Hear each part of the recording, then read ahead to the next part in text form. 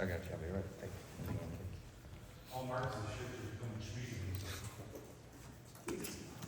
Marcus, I'll start. I'm doing just a story about the barbershop y'all have here. Tell me a little bit about that. Do you use it, and what do you like about it? What does that space mean to you guys? Yeah, I do use the barbershop. It's $10 cuts. You can't go wrong with that. I think it's good having that up there. People are up there bonding, waiting to get a haircut. And I think it's just something that's neat in there. We were just talking to Christian about his blocking prowess, and he's a tough guy. Has he blocked you much? Yeah, Christian loves blocking. I love Is he one of the Christian better because- blocking receivers you've had to deal with? Yeah, he's very physical and he wants to block, which is a lot of receivers don't want to block, but Christian wants to stick his nose in there and be real aggressive and be the aggressor.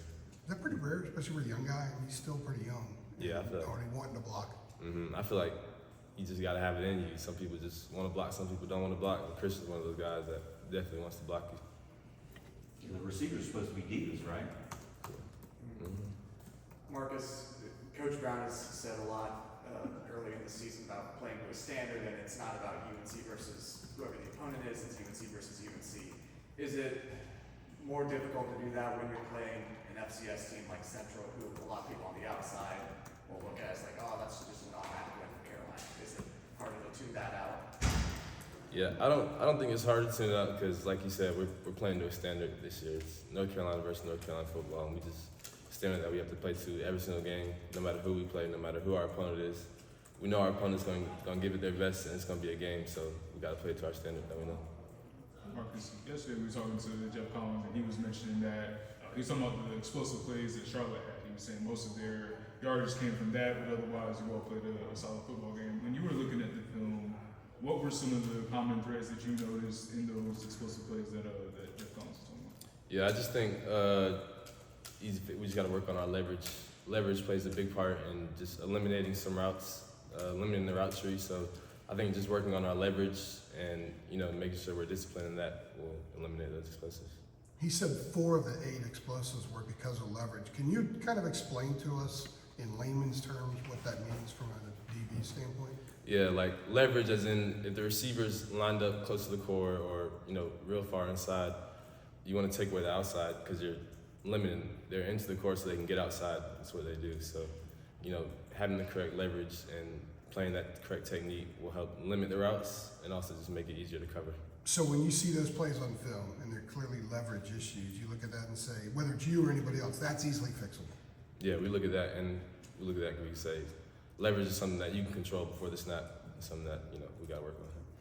Last year, Elijah Huzzy had to play star because of some of the injuries in the secondary. This year, he's back to his preferred position at corner. Just what is it like seeing a dude like that basically just erase whatever the wide receiver is on his end because he's played really well?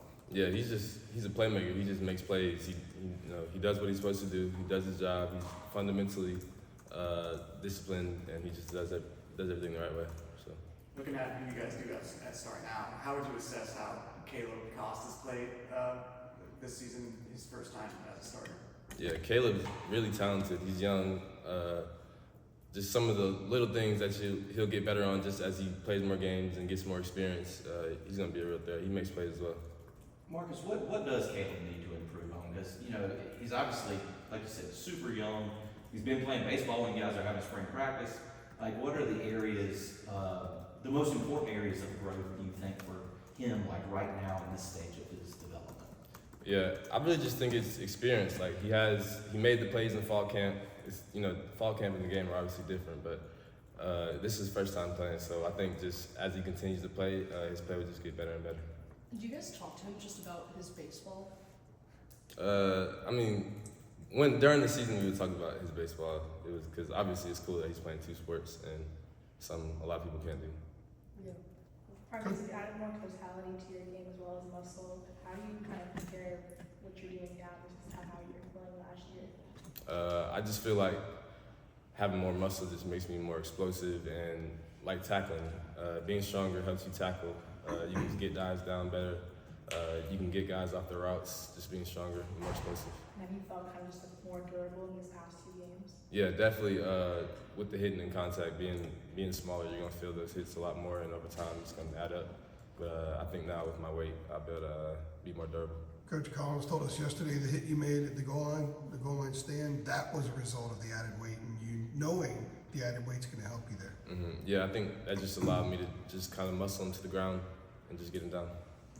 We were talking with Christian about, he said he's playing for his sister, and I know Jabari just talked about like the women design.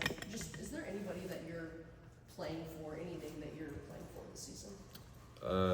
I wouldn't say I'm just playing because I love the game. I like competing. I like going out there and being able to guard somebody, and just it's my responsibility to shut this person down. So I think that's just really fun and just a great opportunity.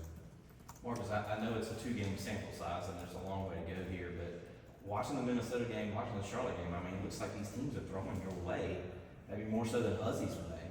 I mean, is that sort of a challenge that you have to accept in this season's team, the way this secondary is made up, that they're coming after you a little bit? Yeah, well, I love it. I want to get targeted at. I want people to throw at me just so I can go out there and make plays. I'm all for the challenge. And I'm not trying to bring up bad stuff here, but you had the 2 PIs in Minnesota. Like, what were some of the teaching points that came out of those moments? See, I know one ball was underthrown and you're sort of screwed there with it being underthrown. But like, what were sort of the teaching points coming out of those 2 moments? Yeah, just playing with poise and finishing the play. You know, all during practice this week before the Charlotte game, that was like a point of emphasis that Coach Jones worked on, was being in phase and just turning your head and making a play. And that was something that Coach Collins mentioned too. Just staying poised, trusting in your ability and making a play. Yeah, because at least one of those you didn't have your head turned around, I guess, right? Or both of them, maybe? I think fade ball on the sideline. Yeah. And with Coach Collins, him and all you guys have talked so much about in the preseason, the idea of like just making things simple, you guys can play a lot more freely. How have you seen that so far in the first 2 games? Yeah, I think the calls that he's calling just allow us to go out there and just be who we are and just go out there and make plays, not have to think so much. We know the simple things that we have to do, and now all we got to do is go out there and do it. I know you're a cover guy, but the way you guys have been stopping the run as a group, I think you're 16th in the country in run defense. I mean, is that a point of pride? I mean, considering some of the struggles that you guys have had the last couple of years. Yeah, it's definitely a point that we've emphasized, with our defense specifically. You have to stop the run in order to win the games.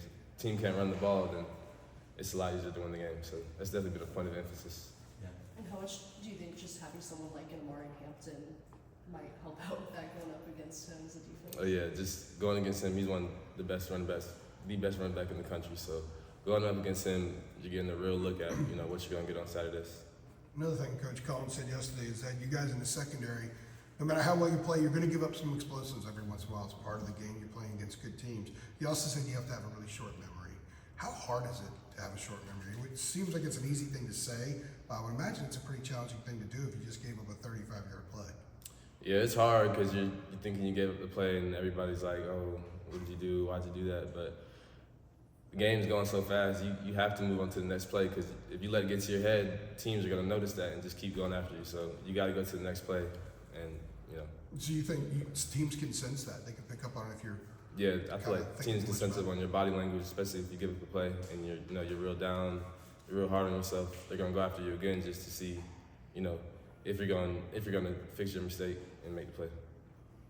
What's your level of belief in this defense as a whole? And I mean, I say that meaning like, it seems like there's a lot of trust in whatever Jeff calls, all right, it's going to work out. You know what I'm saying? Like, do you feel like there's a stronger belief with this group, maybe more so than it has been in past seasons?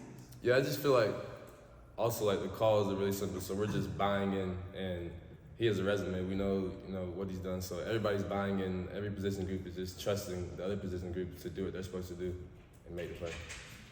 All right. Thank you, Marcus. Thanks, Marcus. Appreciate it, Thank you. Marcus.